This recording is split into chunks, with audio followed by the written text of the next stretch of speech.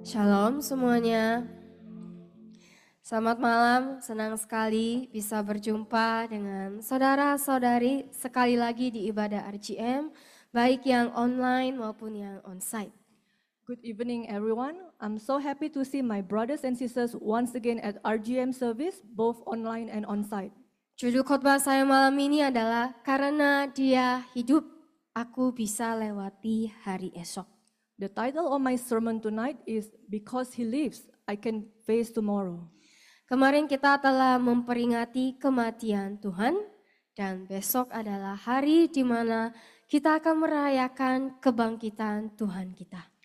Yesterday we commemorated the death of God, and tomorrow is the day where we will celebrate the resurrection of the Lord Jesus. Kita pasti semua sudah tahu bahwa Yesus mati bagi dosa kita dan bangkit di hari ketiga untuk membuktikan bahwa Tuhan yang kita sembah adalah Tuhan yang hidup. We all know that Jesus died for our sins and rose on the third day, which proves that the God we worship is a living God. Tapi saudara-saudari, apakah hidup kita diiringi dengan jiwa pemenang? But brothers and sisters, are our lives accompanied by a victorious spirit? Apakah hidup kita sudah berubah untuk menjadi lebih baik setelah mengalami kuasa salib Tuhan yang telah menghapus dosa kita dan memberikan kehidupan yang baru? Have our lives changed for the better after experiencing the power of the cross of our Lord Jesus Christ that redeems our sins and gives us a new? Atau apakah kita masih melewati keseharian hidup kita dan masalah hidup kita seakan-akan kita tidak memiliki Tuhan di dalam hidup kita? Or are we still going through our daily lives and facing life's problem as if we don't have God in our life? Tapi sebelum kita menjawab itu semua, apakah kita sendiri sudah paham apa artinya memiliki jiwa pemenang di dalam hidup kita? But before we answer all that, have we understood what it means to have a victorious spirit in God?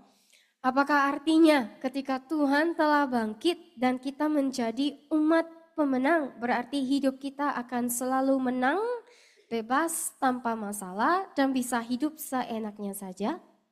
Does it mean that when God has risen and we become victorious, then our lives will always be free of problems and we can live as we please?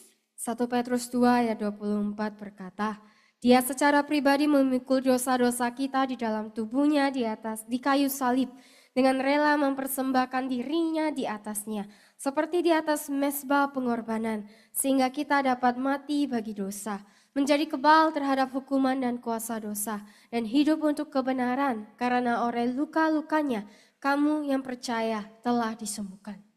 1 Peter 2 verse 24 says, He personally carried our sins in His body on the cross, willingly offering Himself on it as on an altar of sacrifice, so that we might die to sin, becoming immune from the penalty and power of sin, and live for righteousness. For by His wounds you who believe have been healed. Firman Tuhan berkata bahwa kematian Tuhan diberikan agar semua dosa kita dimatikan dan kita bisa hidup di dalam kebenaran. The word of God says that God's death was given so that we can die to sin and we can live for righteousness. Dan orang-orang yang hidup di dalam kebenaran itulah yang memiliki jiwa pemenang karena sudah tidak hidup lagi di dalam kuasa dosa. And those who live for righteousness are the ones who have a victorious spirit because they no longer live under the power of sin. Saudara-saudari, kadang kita lupa bahwa jiwa-jiwa kita sudah dibeli oleh Tuhan Yesus dan kita diberikan kesempatan akan hidup baru dan kelahiran baru. Brothers and sisters, sometimes we forget that our souls have been bought by the Lord Jesus and we have been given the opportunity to live a new life and be born again. Kematian dan kebangkitan Tuhan bukan tergenapi agar kita bisa hidup bebas dalam dosa dan bahkan berpikir hidup sebagai orang Kristen akan mulus-mulus saja. The death and resurrection of Jesus were not fulfilled so that we could live freely in sin or even to presume that living as a Christian would be a smooth sailing. Maka dari itu, mari kita lihat apa yang Tuhan katakan kepada kita di 1 Petrus 1 ayat 3-7 yang berkata, "Terpujilah dengan penuh syukur, dipuji dan disembah Yahweh dan Bapa Tuhan kita Yesus Kristus, yang karena belas kasihannya yang berlimpah-limpah dan tak terbatas telah membuat kita dilahirkan kembali." Artinya, dilahirkan kembali dari atas, diubahkan secara rohani, diperbaharui, dan dikhususkan bagi tujuannya kepada suatu pengharapan yang hidup dan jaminan yang teguh oleh kebangkitan Yesus Kristus dari antara orang mati. Ayat 4, dilahirkan kembali ke dalam suatu warisan yang tidak dapat binasa, di luar jangkauan perubahan dan yang tidak dapat dicemarkan dan tidak dapat lenyap, yang telah disediakan di sorga bagi kamu. Ayat 5, yang dijaga dan dilindungi oleh kuasa Tuhan, oleh imanmu demi keselamatan yang siap untuk dinyatakan bagimu pada akhir zaman. Kamu harus sangat bersuka cita karena hal ini. Meskipun sekarang, untuk sementara waktu, kamu mungkin tertekan oleh ujian dan menderita pencobaan, sehingga ketulusan imanmu dapat diuji. Imanmu yang jauh lebih berharga daripada emas yang fana, yang diuji dan dimurnikan dengan api. Pembuktian imanmu ini dimaksudkan untuk menambah pujian dan kemuliaan dan kehormatanmu pada waktu Yesus Kristus Mesias yang diurapi menyatakan dirinya. Therefore, let us remember again what God said to us in 1 Peter 1 verse 3-7, which says, "Praise, honored, blessed be the God and Father of our Lord Jesus Christ, the Messiah. By his boundless mercy, we have been born again," meaning born again from above, transformed spiritually, renewed, and set apart for his purpose, to an ever-living hope through the resurrection of Jesus Christ from the dead, born anew into an inheritance which is beyond the reach of change and decay, imperishable, unsullied, and unfading, reserved in heaven for you, who are being guarded, garrisoned by God's power through your faith, till you fully inherit that final salvation that is ready to be revealed for you in the last time. You should be exceedingly glad on this account, though now for a little while you may be distressed by trials and suffer temptations, so that the genuineness of your faith may be tested. Your faith, which is infinitely more precious than the perishable gold, which is tested and purified by fire. This proving of your faith is intended to redound to your praise and glory and honor when Jesus Christ the Messiah, the Anointed One, is revealed. Dari ayat ini dikatakan bahwa kita yang percaya, yang taat telah dilahirkan kembali kepada suatu harapan yang selalu hidup lewat kebangkitan Yesus Kristus. From this verse it is said that we who believe, who obey, have been born again to an ever-living hope through the resurrection of Jesus Christ from the dead. Apa artinya bagi kita untuk mempunyai suatu harapan yang selalu hidup? Mengapa Tuhan ingin kita tahu bahwa kita mempunyai suatu harapan yang selalu hidup? What does it mean for us to have an ever-living hope? Why does God want us to know that we have an ever-living hope?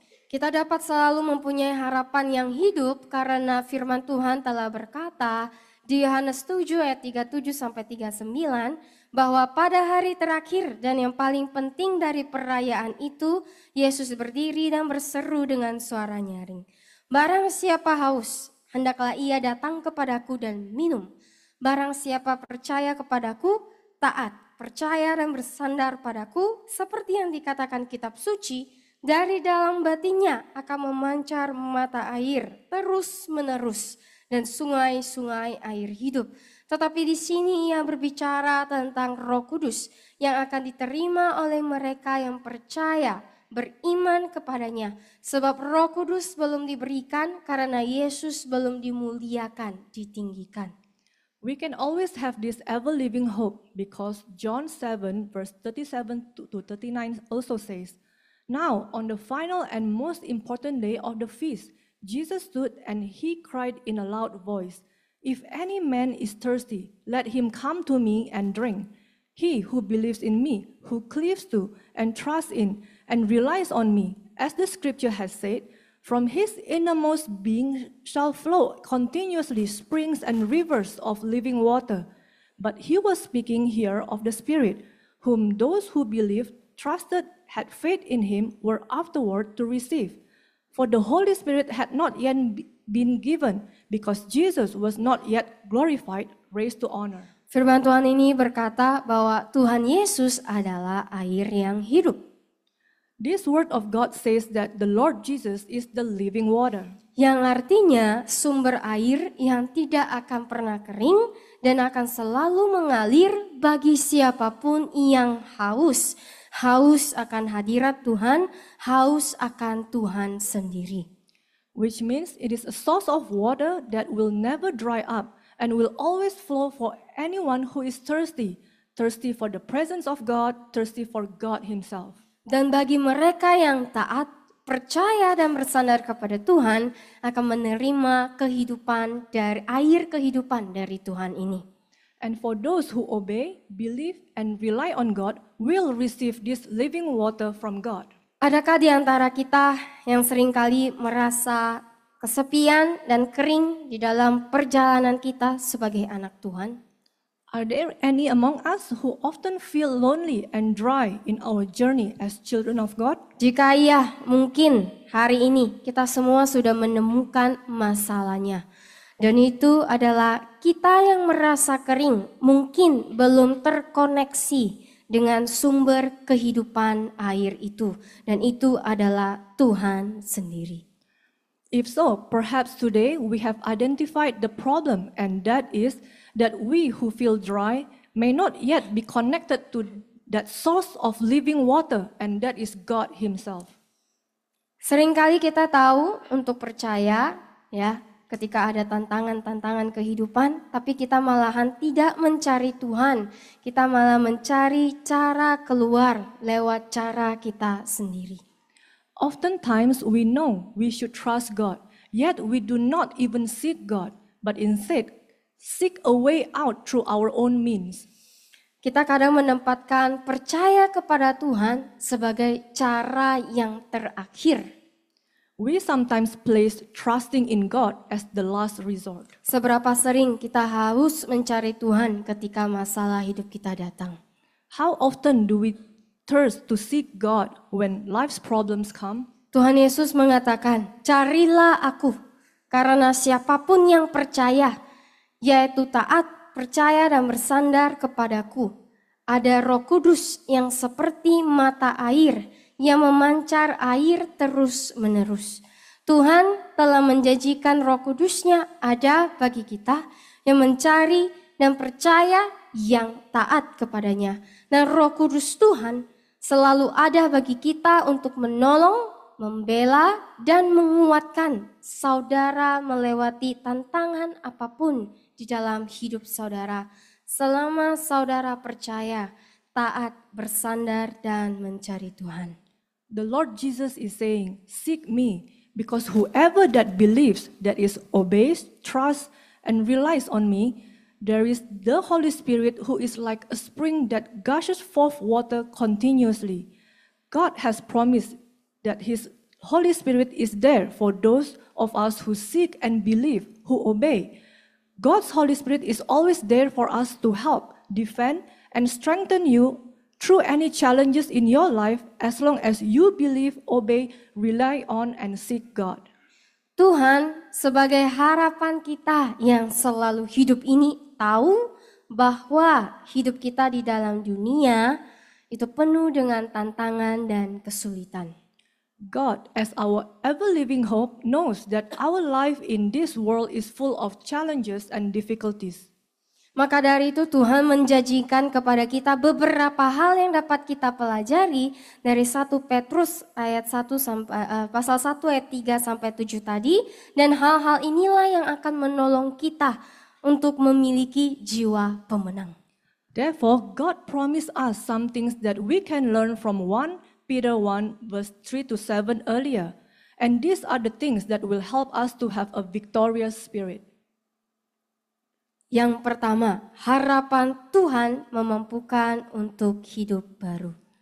First, God's hope enables a new life. 1 Petrus 1 ayat 3 sampai 5 berkata, "Terpujilah dengan penuh syukur, dipuji dan disembah Yahweh dan Bapa Tuhan kita Yesus Kristus, yang karena belas kasihannya yang berlimpah-limpah dan tak terbatas telah membuat kita dilahirkan kembali." Artinya dilahirkan kembali dari atas, diubahkan secara rohani, diperbaharui dan dikhususkan bagi tujuannya, kepada suatu pengharapan yang hidup dan jaminan yang teguh oleh kebangkitan Yesus Kristus dari antara orang mati. Dilahirkan kembali ke dalam suatu warisan yang tidak dapat binasa, di luar jangkauan perubahan dan yang tidak dapat dicemarkan dan tidak dapat lenyap, yang telah disediakan di sorga bagi kamu. Ayat 5, yang dijaga dan dilindungi oleh kuasa Tuhan oleh imanmu demi keselamatan yang siap untuk dinyatakan bagimu pada akhir zaman. 1 Peter 1 verse 3 to 5 says, "Praise, honored, blessed be the God and Father of our Lord Jesus Christ, the Messiah. By his boundless mercy, we have been born again," meaning born again from above, transformed spiritually, renewed, and set apart for his purpose, to an ever-living hope through the resurrection of Jesus Christ from the dead, born anew into an inheritance which is beyond the reach of change and decay, imperishable, unsullied, and unfading, reserved in heaven for you, who are being guarded, garrisoned by God's power through your faith, till you fully inherit that final salvation that is ready to be revealed for you in the last time. Seberapa sering di antara kita yang selalu berpikir bahwa sangat mustahil sekali bagi kita untuk bisa melawan dosa? Among us, how often do we always think that it's absolutely impossible to fight sin? Firman Tuhan berkata, belas kasihan Tuhan yang berlimpah telah membuat kita dilahirkan kembali, diubahkan secara rohani, diperbaharui, dan dikhususkan bagi tujuan Tuhan. God's word says that God's abundant mercy has caused us to be born again, spiritually transformed, renewed, and set apart for God's purpose. Bahasa Yunaninya dilahirkan kembali adalah anagenao, yang menandakan sebuah proses transformatif yang diberikan dan dimulai oleh Tuhan terlebih dahulu, di mana seseorang diperbaharui secara rohani dan menjadi ciptaan baru di dalam Kristus. The Greek word for born again is anagenao, which signifies a transformative process granted or initiated by God first, where a person is spiritually renewed and becomes a new creation in Christ. Konsep ini menekankan pentingnya kelahiran kembali secara rohani untuk bisa masuk ke dalam kerajaan Tuhan. This concept emphasizes the importance of spiritual renewal in order to enter the kingdom of God. Dan kita juga diberikan konfirmasi kembali lewat kata pasif dilahirkan, diubahkan, diperbaharui, dikhususkan, memperlihatkan bahwa kebangkitan Tuhan sendiri yang berinisiatif untuk memberikan kita terlebih dahulu. Artinya Tuhan memampukan kita untuk bisa lahir kembali dan hidup baru di tengah-tengah dunia yang selalu menarik kita untuk jauh dari Tuhan. And we are also given confirmation again through the passive voice of born, transformed, renewed, set apart, to show that God's own resurrection took the initiative to grant this to us first, meaning God will enable us to be born again and live a new life in the middle of the world that always pulls us away from God. Saudara-saudara yang kasih dalam Tuhan, bisa dilihat bahwa sebenarnya tidak ada alasan bagi kita untuk menjalani kehidupan kita seperti tidak ada Tuhan di dalam hidup kita.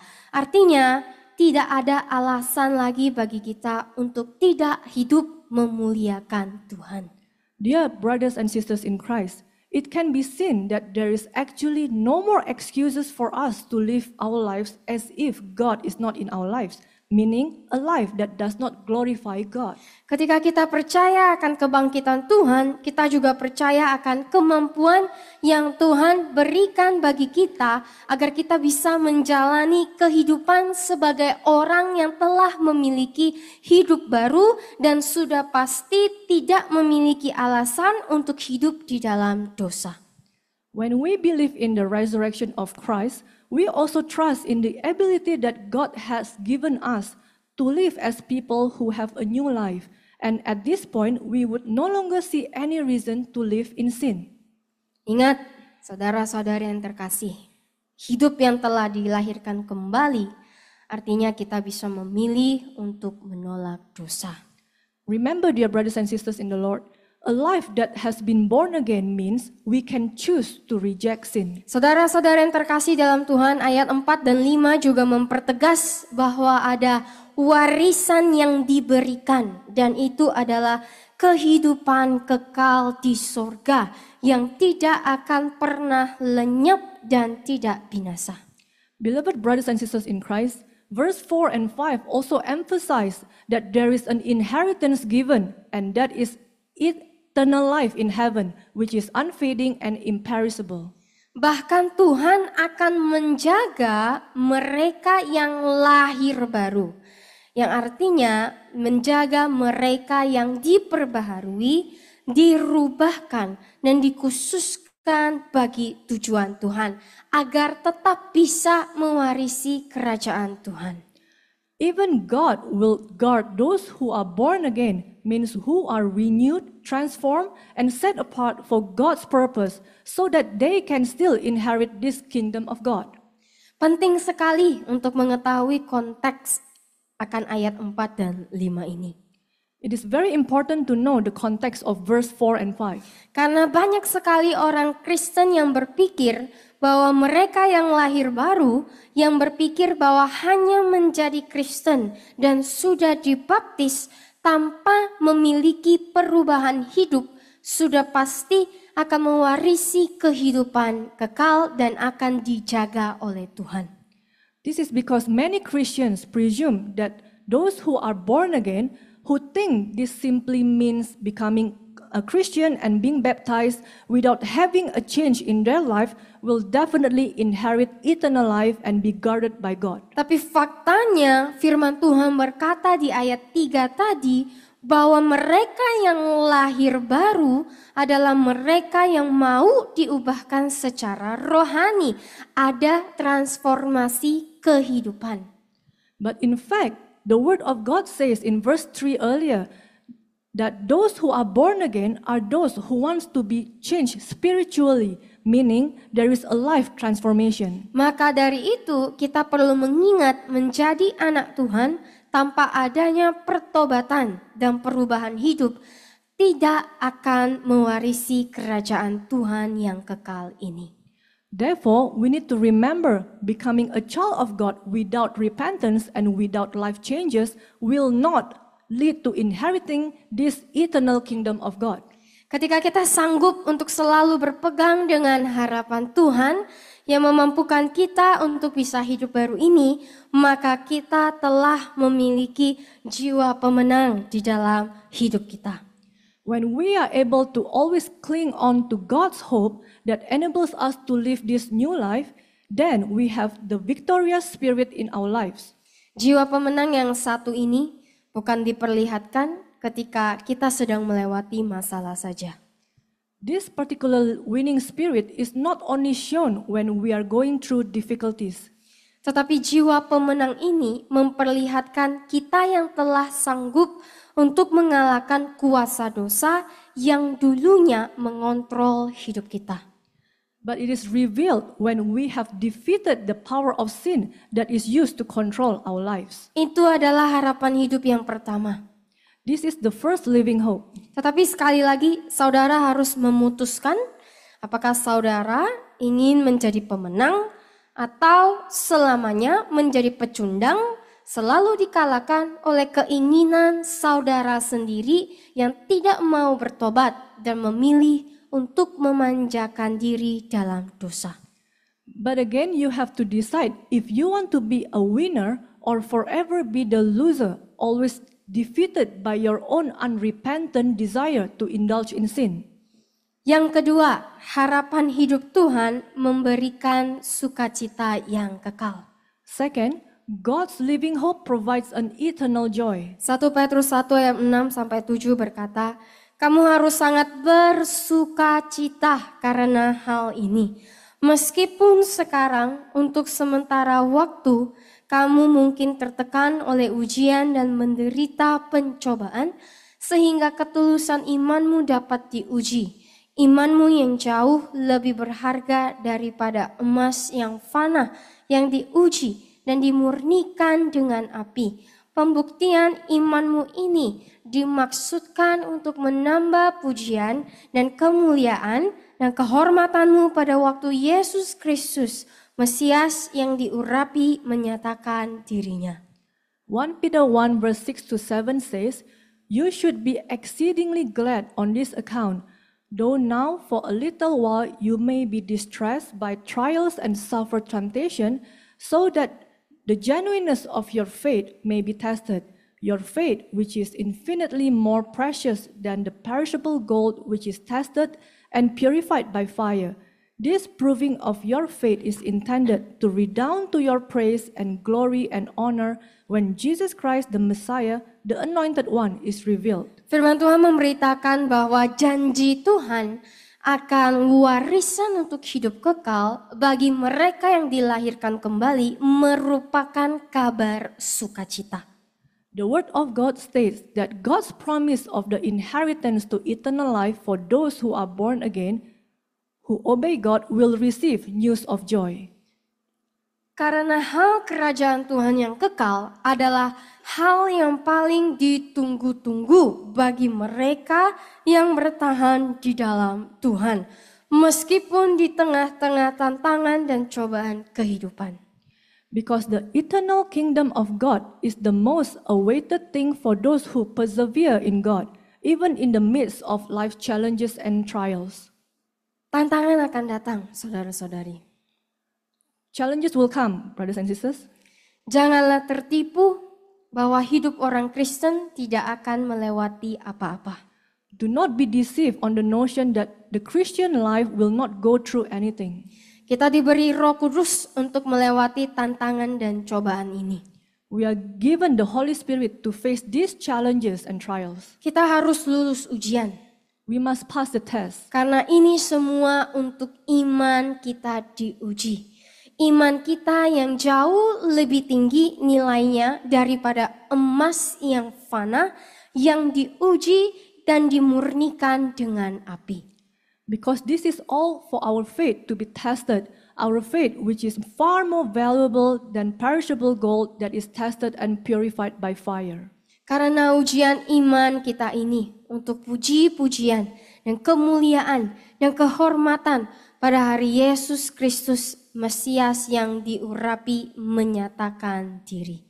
Because this test of our faith is for the praise and glory and honor on the day when Jesus Christ, Messiah, the Anointed One, appears. Seperti juga yang telah dikatakan di Roma 5 ayat 3-4, dan bukan hanya itu, tetapi dengan sukacita, marilah kita bermegah dalam penderitaan kita dan bersukacita dalam kesukaran kita, karena kita tahu bahwa kesukaran, kesusahan, tekanan, masalah itu menghasilkan ketekunan. Ketekunan menghasilkan tahan uji, kedewasaan rohani, dan tahan uji menghasilkan pengharapan dan keyakinan yang teguh keselamatan kekal.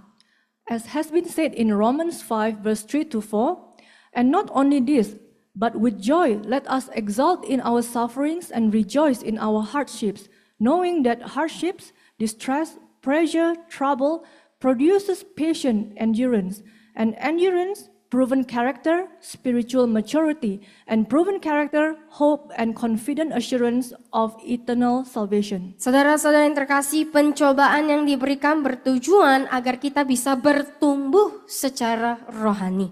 Artinya, di masa-masa pencobaan itu kita diyakinkan untuk belajar tetap taat, percaya, dan bersandar kepada Tuhan dibandingkan dengan kekuatan kita sendiri. Dear brothers and sisters, trials are given so we can grow spiritually, meaning in times of trial, we are convinced to learn to remain obedient, to trust, and rely on God rather than our own strength. Ketika kita sanggup melihat dengan perspektif ini, maka kita tidak akan mengeluh dan bahkan marah sama Tuhan ketika tantangan itu datang. When we are able to adopt this perspective, then we will not grumble and even get angry at God when challenges come. Tetapi kita malah akan bersuka cita dan bermegah di dalam penderitaan. But we can rejoice and boast in our suffering. Bagaimana dengan sikap kita selama ini ketika kita dihadapkan dengan tantangan saudara-saudari? What has been our attitude so far when we are faced with challenges and trials? Seperti sekarang kita tahu bahwa keadaan ekonomi di dunia sedang tidak baik. Like today, we know that the world's economy is not in a good state, Khususnya di Indonesia. especially in Indonesia. Karena ekonomi yang sulit ini, banyak sekali orang yang khawatir akan masalah keuangan, termasuk saya sendiri. Because of this bad economy, many people are worried about financial problems, including myself. Karena lewat masalah ini, tapi saya juga diajarkan untuk tetap percaya kepada Tuhan sepenuhnya dalam hal penyediaannya dengan tetap bekerja tanpa mengejar uang secara instan.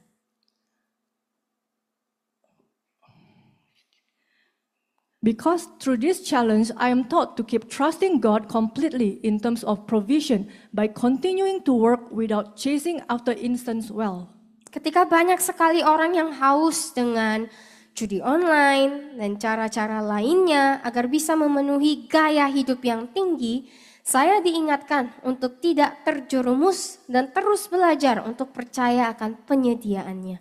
When many people crave online gambling and other ways to get a wealthy lifestyle instantly, I'm reminded not to fall into this and continually learn to trust on His provision. Jadi walaupun tantangan datang dan terasa sulit, ketahuilah Tuhan telah memberikan kita pertolongan dan Dia tidak akan memberikan tantangan yang lebih sulit dari apa yang bisa kita lewati, seperti yang telah dikatakan di 1 Korintus 10 ayat 13. So even though challenges come and it feels difficult, know that God has given us help and He will not give us challenges that are harder than what we can face, as has been said in 1 Corinthians 10 verse 13. Terlebih lagi ada hal yang harus kita lakukan ketika kita sedang berada di tengah-tengah pencobaan dan tantangan. Seperti yang dikatakan di 1 Petrus 1 ayat 13 sampai 16, karena itu teguhkanlah pikiranmu, jadilah sadar, berhati-hati, waspada secara moral, tetapkanlah pengharapanmu sepenuhnya dan tidak berubah-ubah pada kasih karunia, kemurahan ilahi yang akan datang kepadamu pada saat Yesus Kristus Mesias dinyatakan. Hiduplah sebagai anak-anak yang taat kepada Tuhan. Janganlah kamu menuruti keinginan-keinginanmu yang jahat yang menguasai kamu pada masa ketidaktahuanmu dahulu ketika kamu belum mengenal tuntutan-tuntutan Injil. Tetapi sebagaimana Dia yang telah memanggil kamu adalah kudus, maka hendaklah kamu kudus juga dalam segala kelakuanmu dan dalam hidupmu. Sebab ada tertulis, kuduslah kamu sebab aku kudus. Moreover, there are things we must do when we are in the midst of trials and challenges, as stated in 1 Peter 1 verse 13 to 16, that says, "So brace up your minds, be sober, circumspect, morally alert, set your hope wholly and unchangeably on the grace, divine favor that is coming to you when Jesus Christ the Messiah is revealed. Live as children of obedience to God. Do not conform yourself to the evil desires that govern you in your former ignorance when you did not know the requirements of the gospel. But as the one who called you is holy, you yourself also be holy in all your conduct and manner of living. For it is written, you shall be holy, for I am holy." Firman Tuhan berkata, teguhkanlah pikiran kita. The word of God says to brace up our minds, be sober. Menjadi sadar dan tepatkan harapan kita kepada kasih karunia Tuhan. And set our hope on the grace of God. Kita dipanggil untuk menjadi sadar karena kasih karunia Tuhan adalah untuk menyelamatkan kita dari dosa dan mengajarkan kita untuk menolak segala kefasikan dan keinginan duniawi kita. We are called to be sober because the grace of God is to save us from sin and to teach us to reject all wickedness and our worldly desires. Selama di dunia ini, selama kita masih hidup, kita tidak bisa lagi hidup dalam dosa bersama dengan keinginan duniawi kita. Kita harus menolak itu dan hidup sebagai anak-anak Tuhan yang taat, kudus, dan terpisahkan bagi Dia. While in this world, we can no longer live in sin with our worldly desires. Instead, we must reject them and live as obedient children of God, holy and set apart for Him. Jadi saudara-saudara yang terkasih, maukah saudara tetap bersukacita di dalam Tuhan meskipun di tengah-tengah kondisi yang tidak baik? So dear brothers and sisters, will you continue to rejoice in the Lord even in the midst of unpleasant conditions? Ingat, hanya Tuhan sumber sukacita yang kekal. Apapun yang ada di dunia tidak dapat memberikan sukacita yang kekal.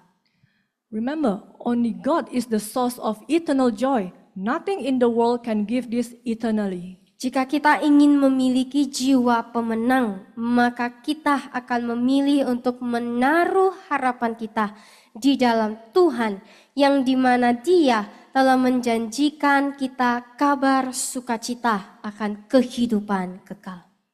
If we want to have a victorious spirit, then we will choose to place our hope in God, who has promised us the joyful news regarding the kingdom of heaven for those who are reborn spiritually. Yang ketiga, harapan Tuhan itu kekal dan mengajarkan kasih. Third, God's hope is eternal and teaches us to love. 1 Petrus 1 ayat 21 sampai 23 berkata, melalui Dia kamu percaya, taat, bersandar kepada Tuhan, yang telah membangkitkan Dia dari antara orang mati dan mengaruniakan kepadanya kehormatan dan kemuliaan, sehingga iman dan pengharapanmu berpusat dan bersandar pada Tuhan. Karena dengan ketaatanmu kepada kebenaran melalui Roh Kudus, kamu telah menyucikan hatimu untuk mengasihi saudara-saudara seiman dengan tulus.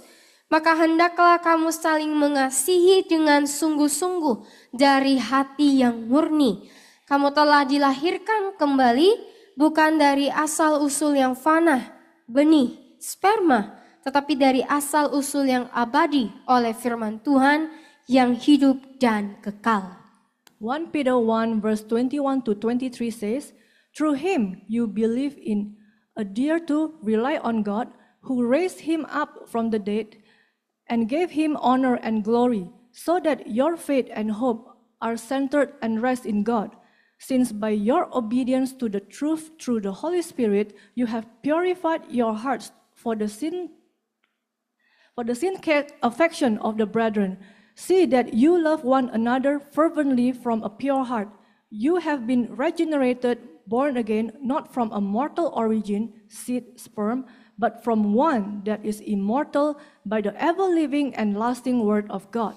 Dalam kitab Paulus ini, dalam kitab Petrus ini, kita diingatkan bahwa hanya mereka yang benar-benar dipenuhi oleh Roh Kudus dan yang telah dilahirkan kembali yang dapat secara efektif menolak dosa. Mereka yang terus memanjakan diri dalam dosa akan dikutuk dan dihakimi oleh roh keserakahan dan hawa nafsu. In this book of Peter, we are reminded only those who are genuinely spirit-filled and born again can effectively reject sin.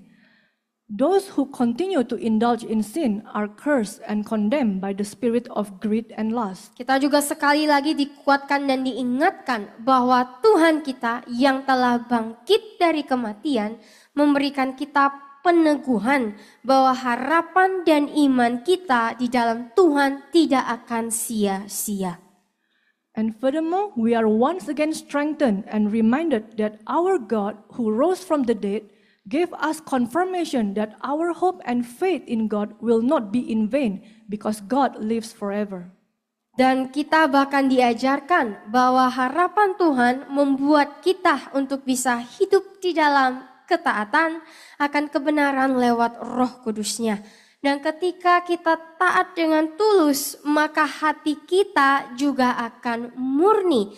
Dan hal pertama yang akan keluar atau terlihat ketika hati kita murni adalah kita bisa mengasihi sesama kita, melihat yang terbaik dari mereka dan tidak egois.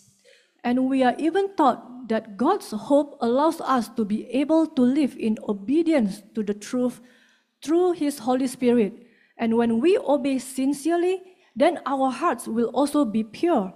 And the first thing that will come forth or be seen when our hearts are pure is that we can love one another, see the best in them, and be unselfish. Mungkin akan ada yang bertanya, apa sih hubungannya mengasihi sesama, lahir baru, dan harapan di dalam Tuhan? Perhaps some may ask, what is the relationship between loving others, being born again, and hoping in God? Faktanya sesuai dengan ayat 25 yang mengatakan bahwa asal-usul atau fondasi lahir baru kita adalah firman Tuhan hidup yang kekal. In fact, according to verse 25 that says, the origin or foundation of our rebirth is the living and eternal word of God. Dan firman Tuhan ini sendiri adalah Tuhan. Seperti yang telah tertulis di Yohanes 1 ayat 1. And this word of God itself is God as written in John 1 verse 1. Ketika kita sadar bahwa firman Tuhan itu adalah kekal dan hidup, maka harapan kita di dalam Tuhan itu hidup. Dan apapun yang berhubungan dengan firman-Nya pun itu juga hidup. Dan ketika benih firman Tuhan itu ada di dalam hidup kita, maka kita baru dapat bisa sungguh-sungguh lahir baru dan memiliki kasih yang tidak egois. Kasih yang sesuai dengan firman-Nya. Kasih yang hidup. When we realize that the word of God is eternal and alive, then our hope in God is alive, and anything related to His word is also alive. And when the seed of God's word is alive in us, then we can truly be born again and love selflessly, a love that is alive and is in accordance to His word. Seberapa sering kita bilang kita sudah lahir baru, tapi kita masih belum bisa memiliki kasih yang benar dan yang sesuai dengan firman-Nya. How often do we say we are born again, yet we still cannot have the true love and live according to His word? Seberapa sering kita lebih memilih untuk hidup tidak mengasihi? How often do we prefer not to love? Saudara-saudara yang terkasih, karena Tuhan kita telah bangkit, maka kita diingatkan kelahiran baru kita tidak akanlah sia-sia. Dan sumber lahir baru kita bersandar penuh kepada firman Tuhan yang hidup dan kekal.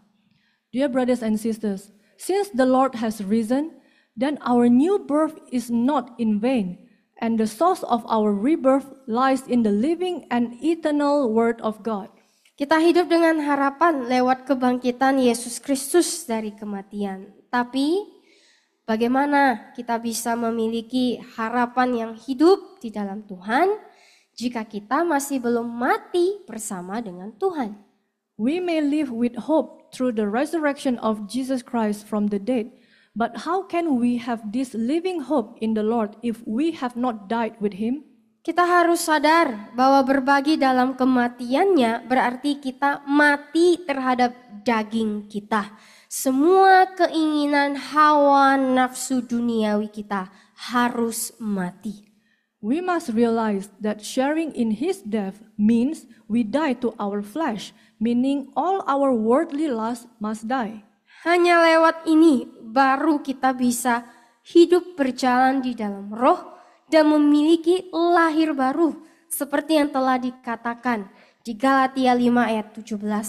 Sebab keinginan daging berlawanan dengan Roh Kudus dan keinginan roh berlawanan dengan daging, natur manusia yang tidak mengenal Tuhan, karena keduanya saling berlawanan, terus-menerus bertentangan satu sama lain, sehingga kamu tidak bebas, tetapi kamu dihalangi untuk melakukan apa yang kamu kehendaki. Only through this can we live walking in the Spirit and be born again, as it says in Galatians 5 verse 17. For the desires of the flesh are opposed to the Holy Spirit, and the desires of the Spirit are opposed to the flesh, godless human nature. For these are antagonistic to each other, continuously withstanding and in conflict with each other, so that you are not free but are prevented from doing what you desire to do. Saudara-saudara yang terkasih dalam Tuhan, kebangkitan Tuhan menunjukkan bahwa harapan yang kita taruh di dalam Tuhan itu abadi. Dear brothers and sisters in Christ, the resurrection of the Lord shows that the hope we place in the Lord is eternal. Ini memberikan kita sebuah kepastian bahwa apapun yang dikatakan firman itu adalah sepenuhnya benar dan memiliki kehidupan yang mutlak di dalam hidup kita. And this implies that every word written in His word is also eternal. This gives us the assurance that whatever the word says is entirely true and His living word is absolute in our lives. Sebelum saya tutup, saya ingin membaca satu ayat lagi di 1 Petrus 1 ayat 17 sampai 19 yang berkata, dan jika kamu memanggil Dia sebagai Bapa, kamu yang menghakimi setiap orang tanpa pandang bulu, sesuai dengan apa yang dilakukannya, maka kamu harus berperilaku dengan rasa hormat yang benar selama masa tinggal sementara kamu di bumi, baik lama maupun sebentar. Kamu harus tahu, menyadari bahwa kamu telah ditebus dari cara hidup yang sia-sia, tanpa hasil, yang diwarisi oleh tradisi dari nenek moyang kamu. Bukan dengan barang-barang yang fana seperti perak dan emas, tetapi kamu telah dibeli dengan darah yang mahal dari Kristus, Sang Mesias, sama seperti darah anak domba yang tak bernoda dan tak bercacat.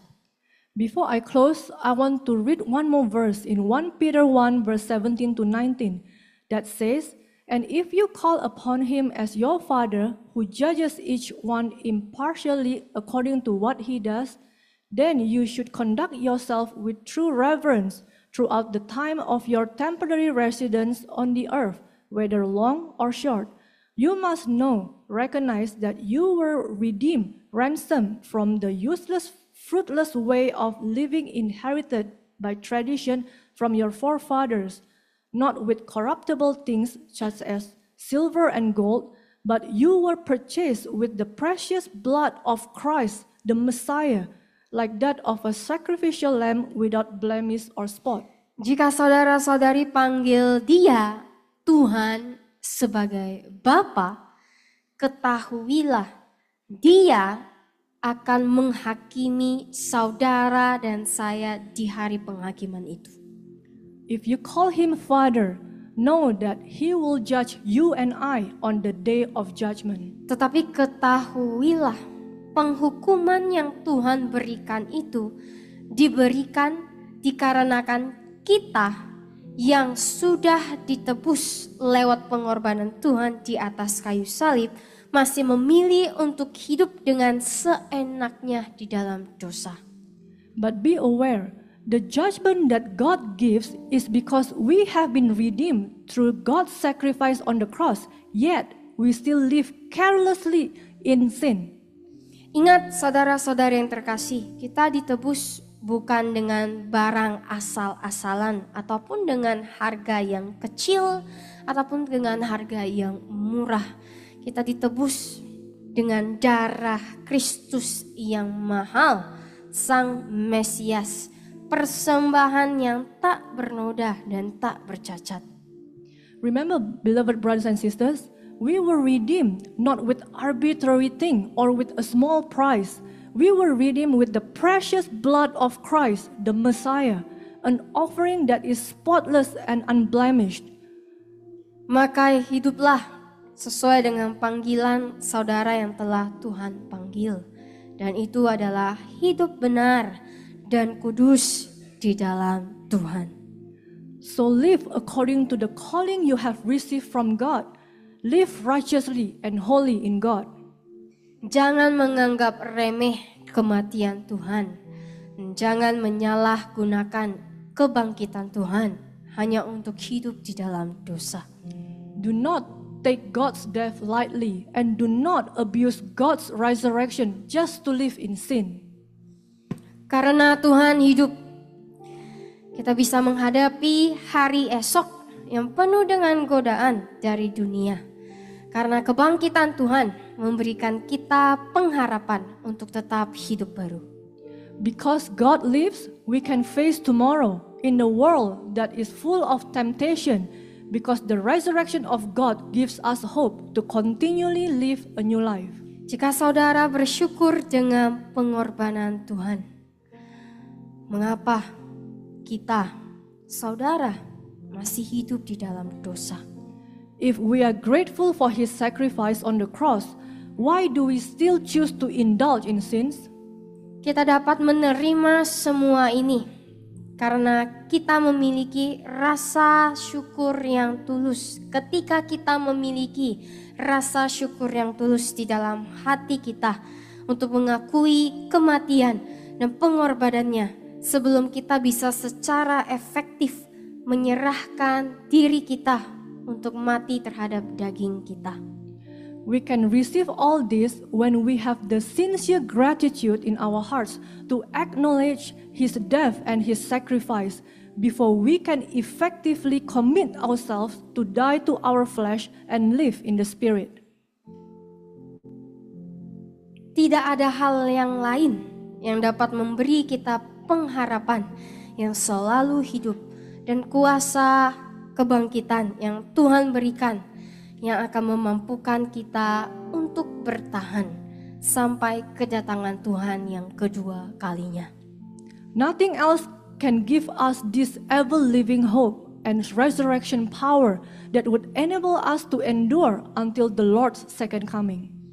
Mari kita berdoa. Let us pray. Bapa di surga, terima kasih buat firman-Mu malam hari ini. Heavenly Father, thank you for your word this evening. Biarlah kami semua yang ada di sini diingatkan untuk menghargai pengorbanan salib-Mu dengan menaati-Mu sampai akhir hidup kami. Let us all who are here be reminded to appreciate the sacrifice of your cross by obeying you until the end of our lives. Ampuni kami ya Tuhan, Forgive us, Lord, jika seringkali kami melupakan tujuan pengorbanan-Mu dan tidak menghargai pengorbanan itu. if we often forget the purpose of your sacrifice and do not appreciate it. Bantulah kami Tuhan, Help us, Lord, lembutkan hati kami, to soften our hearts, agar kami mau menjadi pengikut-Mu yang taat, setia, dan yang berjalan di dalam kekudusan. so that we will become your obedient, faithful followers who walk in holiness. Terima kasih Tuhan, Thank you, Lord. inilah doa kami. This is our prayer. Hanya di dalam nama-Mu kami berdoa dan bersyukur. Only in your name we pray and give thanks. Amin. Amen. Terima kasih dan Tuhan memberkati. Thank you and God bless.